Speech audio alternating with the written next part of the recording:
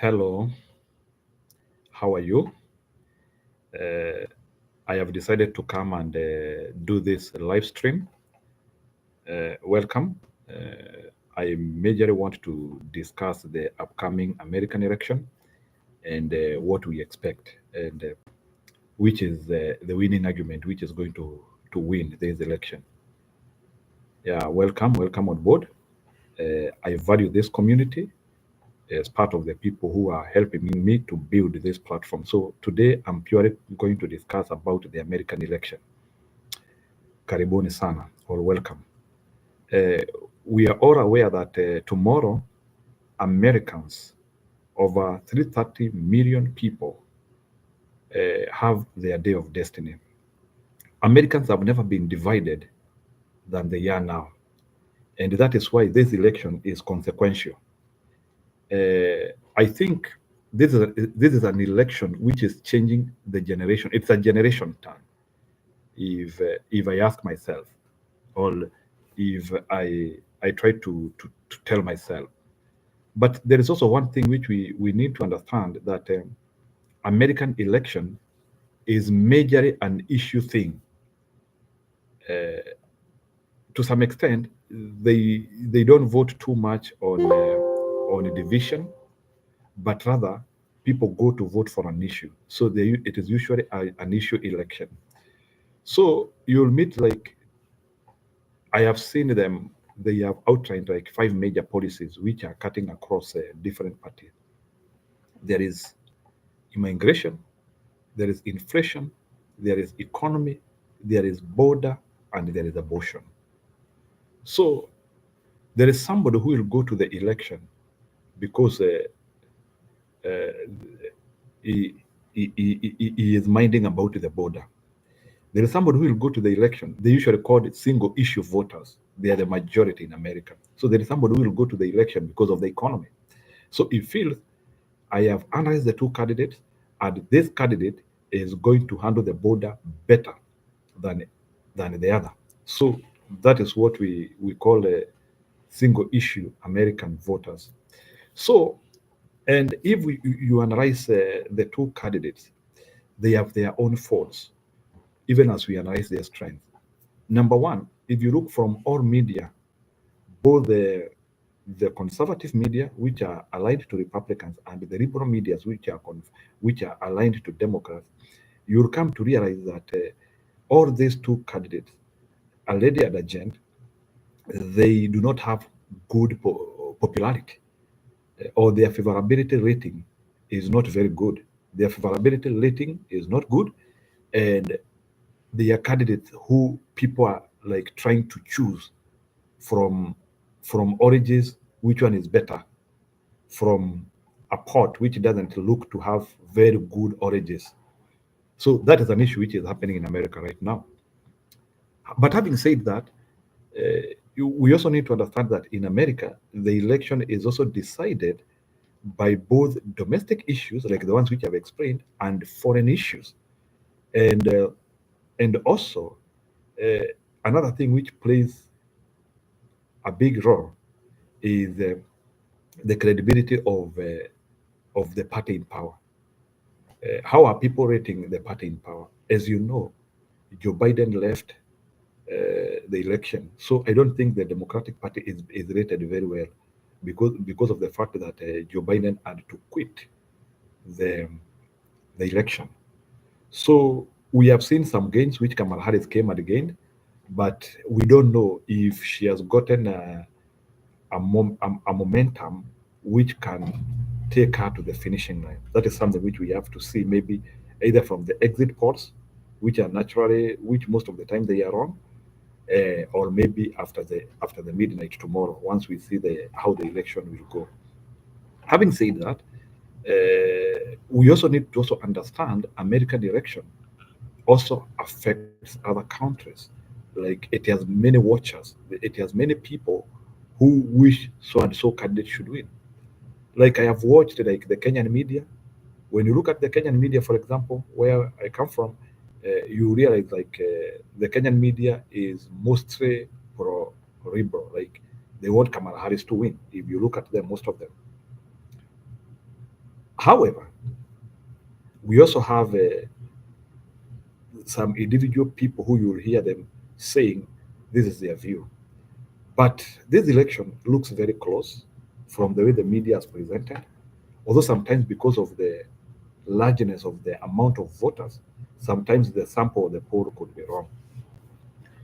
Based on my watch and my look, I have analyzed on all the issues, the key issues, and after talking with many people, I pre-assume or I put a bet Donald Trump could be re-elected. That is what I feel after analyzing the critical issues of the day. But there is one thing which I also wanted to explain. In America, the losing parties never happen. All the time is like Republicans want to be in power all the time, Democrats want to be in power all the time. That is why election laws in America are very painful. They're not like in other countries. So please, if you can hear me, please, you can write for me a comment so that I can feel encouraged. We are trying to, and if you have not subscribed my channel, please go ahead and subscribe my channel so that at least I can continue building this momentum. So, and tomorrow we will be here again trying to analyze and see and tell people the results as we see them. So, what I was saying is that now there are so many things which are evident in America. Like, if you try to analyze the American political issues from 1950, let me start from 1950 because I have studied that history, and 2024. In 1950, both the Republican Party and the Democratic Party, they were like having connected issues. Close to 80% of issues were agreeable on either platform. So there were small issues which they could not agree. Mostly things which could not bring a lot of division in the country. 70 years down the line, the disagreement and the thoughts between the two political parties has started increasing and increasing and increasing, up to the time whereby now in America, it is very easy now to differentiate with a Republican and with a Democrat. But there is also one thing which we also need to understand here.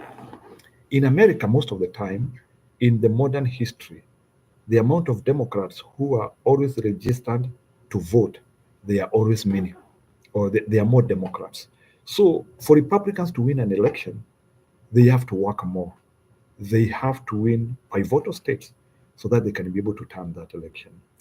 To some extent, Democrats usually have a smooth path and an easier path to win elections because of presence of big states which support them, especially the three big ones, California, New York, and Washington. So those are two states which give them close to 100 electoral college, three states alone.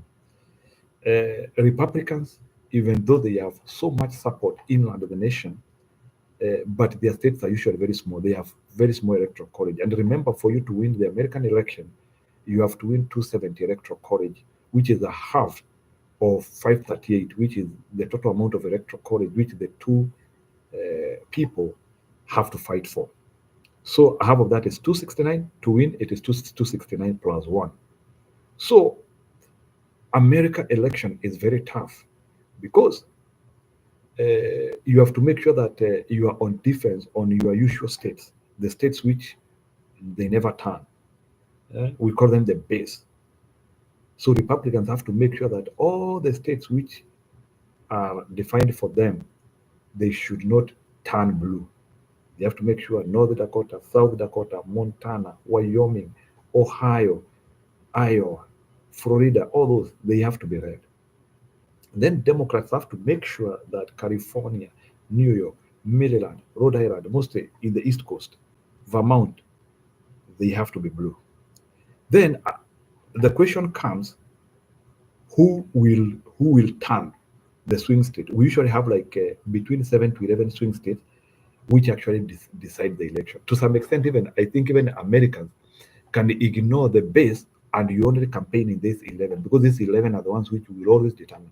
Sometimes there are those states which have voted red for sometimes or blue for sometimes, but suddenly they become purple or swing states. There are also such issues which happen. So what happens when it comes to that time, you have to make sure that the deficit which is remaining after you get your base, so that you get 270, you have to win close to 5 to 6 swing states. That is usually most of the stable number. And based on the polling or the things which are happening, we are seeing Donald Trump is performing very well on southern states, the swing states in the southern direction. And Kamala Harris has been performing a little bit better on the northern ones, or the ones which are called Rust Belt, especially the three major ones, that is Wisconsin, Michigan, and Pennsylvania. Although, to some extent, we have also been hearing that they have also become a swing. So it is something which we cannot clearly say that she has pocketed them. The other thing which we have also to understand is that if you win a swing state which has many electoral college, it is an advantage. And they are this way. Like Pennsylvania has 20 electoral college. Georgia has 16. Michigan and Wisconsin, most of the time they have 10 and 11. They are also huge. Arizona has 11, and Nevada is the smallest of them, which has 4. So if you are Kamala Harris and you get Pennsylvania, Pennsylvania can actually close you over. If you are Donald Trump, you get Pennsylvania, it can close you over. If you are Donald Trump, you need to get Georgia and maybe Arizona and Nevada, and maybe turn one of the last belt. So between Michigan, Wisconsin, and Pennsylvania, at least you get one there. If not that, you also maybe you can also try to turn the ones which they are they are not purple, but they have a closer margin of difference. Like for example, North Carolina is very close. Uh, I had another poll which they were trying to claim, like Ohio, Iowa, Kamala Harris has overtaken Trump. I don't believe. Maybe that is something which we have to understand and analyze. But largely, what I'm trying to say is that 2024 American election will be the most competitive election in our history. We had another one like that, the 2000 one, the one which was disputed in the court. Uh, George Bush and Al Gore, the one which they were separated by Florida votes, which had to be recounted, where the difference was 4 electoral colleges, which were actually brought out by the fact that George Bush was awarded Florida. So if George Bush was not awarded Florida, he couldn't have won that election. So that was the travesty of that election. It is one of the closest election, which actually it was very painful for Al Gore. This election also in 2024 could turn out to be so. The winner could actually win by between 2 to 10 electoral college. Although there is a school of thought which is trying to say that the election can also be a landslide, depending with how Republicans will get out and how people will vote on issues, and depending on the enthusiasm of your base. So there are many things in play. Serious pundits are trying to monitor that issue, and I believe that issue is going to play out well. I believe Americans are going to observe the rules. We will not see election shenanigans like the ones which we see in third world countries. I hope votes will be counted well. All precincts will present their votes well. There will not be mischief or attempts to steal the votes. I think America is past that. So I think American election will be free and fair. Yeah, because I think it's the beacon of democracy, and they have to show that to the world all the time.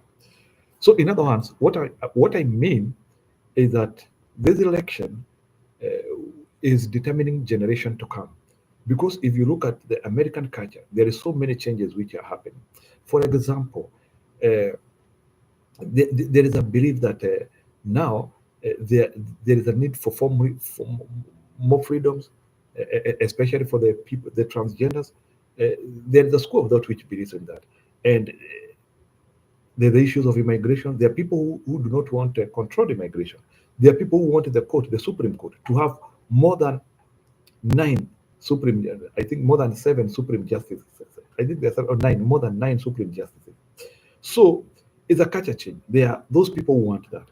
And that is why this election, whoever is going to win, is going to consequentially change how the American politics and American lifestyle is.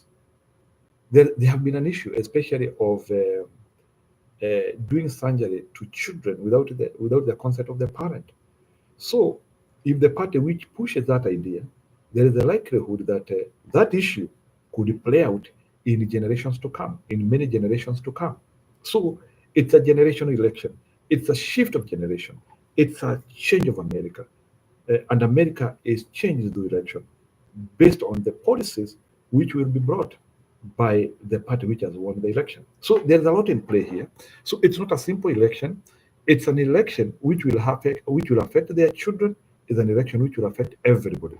And that is why I want Kenyans, I want Africans, I want Europeans to take a look, because I think America is one of the election which is highly broadcasted, and almost everybody is there, and everybody is having a watch there. And I hope it will be an election which people are able to learn from it.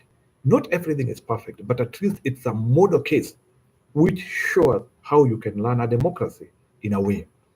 Uh, there are other times when we stand in India, but sometimes there are so many things which we are not able to understand about India because of language and so many other things. We believe they practice good democracy, but at least America is the only democracy whereby they a little bit put their things open, and you can be able to learn a lot from their system, from their concept, and from their way of life. So there is a lot which is happening, and you will see the effect come Wednesday, Thursday, when all the votes will be tabulated. Whichever the party is going to win, the one which will lose, there will be so many problems with them. It's so difficult in America to move on after an election loss because of the the entitlement which both of these two parties have, because they believe they should be the ones who are learning the American election. So there is a lot to learn from America. So let me talk about the character of these two people who are vying. We have Donald Trump, we have Kamala Harris. Donald Trump has been a billionaire mogul. Uh, he used to be a media person. He used to have a program in TV, I think NBC. Uh, he used to do, I think, to bring those models in the TV. That do. So he has been a person who has been in the public media for quite long. He was also a Democrat at one time, and I think he felt he now needed to cross over to the Republican Party, because I think he also changed his ways of beliefs, and he thought that America was not being run the correct way. I think he felt America was becoming a bit relaxed. America was not working towards the direction of achieving so many things which it is supposed to achieve. And again, because of competition from other countries which are also developing. So because all countries are wishing good for their country. So there is a lot which has been happening. So from there, he vied in 2016, miraculously he won. 2020 he lost, and in 2024 he is back again with the hope that he's going to win. I wish he wins because he seems to have some of the critical issues to address the nation. The other issue, or the other person, is Kamala Harris. Kamala Harris has been in the media and also has been in American ears and eyes for so long, especially from California, where she has served as an attorney general, she has served as a senator, and now as a vice president, and now she wants to serve as the president. Yeah, she's quite competitive. She's black. That's how she calls herself. She has a black father, and she's also shifting demographics. You can see demographics shifting because of how she looks like. So there are so many black people who want to support her because she's black. But how I wish America can a little bit learn and understand that sometimes it is better to follow policy than color, because color can be deceiving. This person can be could not be a performer, and maybe you only say, if you use Kara as the only issue, it now becomes an issue which is so so difficult for you in case this person frustrates you in the future. In a nutshell, what I'm trying to say is that these people have now been put in the public eye, so that now they can be interrogated, and America can choose one of them as a president, their president. We know Joe Biden is going to retire by January 20, and the new president has to be inaugurated by January 20, and there are some processes which have to be achieved. Like I think by December 18, electoral college has to be confirmed. In January, the vice president has to convene everybody in the parliament and they confirm electoral college, and then eventually in January 20, swearing in is done. So there is a lot in that process. We hope that the election will not be disputed or contested, but rather there will be acceptance of what will happen. We hope whoever will lose this election, he will be convinced beyond a reproach that he has lost the election fairly and squarely. In 2020, Donald Trump was unable to concede defeat because he felt that he did not lose fairly and squarely because of some of the issues which were happening at the time. There was COVID, and then there was this issue of mail-in voting, and this idea of whereby some big companies were used to do mail drops, so which was not very appealing to him. So there is a lot which has changed from there, and I hope they will be able to agree. And by midnight tomorrow, we should be able to see the person who has won this presidency. Okay, what is the effect towards Africa? You know, most of the time, the American election affects us on wars, funding, collaboration, and other things, including security.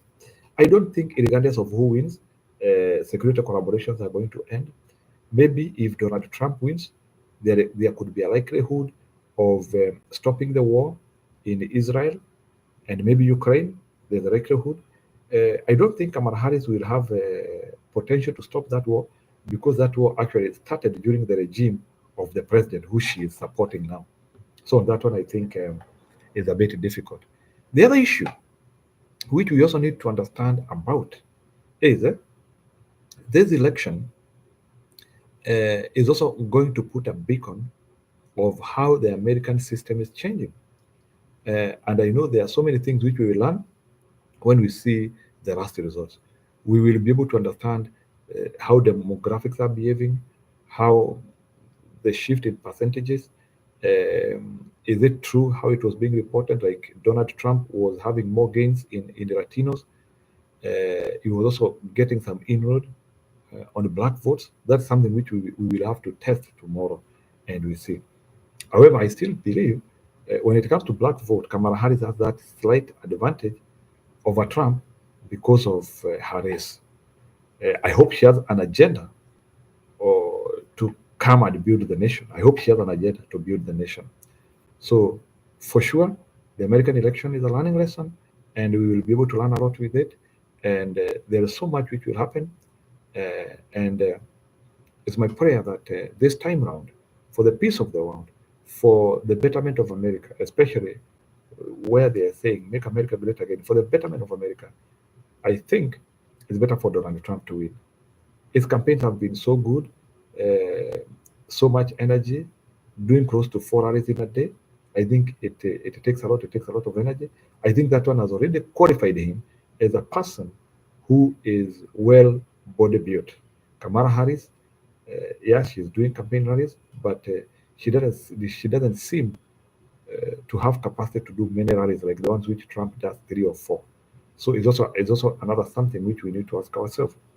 But the two, they have supporters, and they have been able to learn a lot from this process. And I would also want to add the Democratic Party. Next time, I think they also need to bring a candidate who has been vetted by the people, other than this candidate who they have now. Maybe that was the best which they could have done, but I believe that process of hiring Kamala Harris was not a good one. So we will keep on talking. Let's meet tomorrow. Thank you and enjoy the American election. We will analyze the results tomorrow. Thank you.